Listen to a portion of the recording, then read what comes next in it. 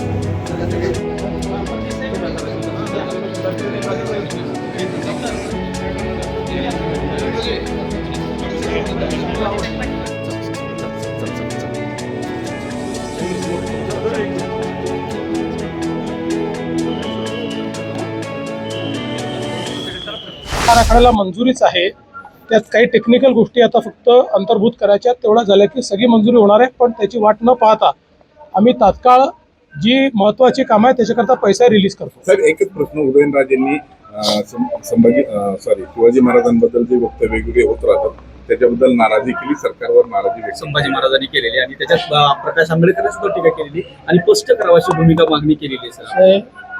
छत्रपती शिवराय हे आमचे आराध्य दैवत आहेत आणि आम्ही छत्रपती शिवरायांचा मान सन्मान स्वाभिमान राहावा याकरता जे लागेल ते करेल। खरं म्हणजे जैन महाराजांना निश्चित प्रश्न विचारण्याची अधिकार आहे आणि मला देखील ते भेटले आहेत। त्यांची अपेक्षा एवढीच आहे की अशा प्रकारे जे करतात त्यांना कडक शासन झालं पाहिजे, ते आम्ही निश्चितपणे करू। आणि त्यासोबत छत्रपतींच्या वंशजांना जे पुरावे मागतात त्यांच्यावरही तेवढंच कडक शासन झालं पाहिजे।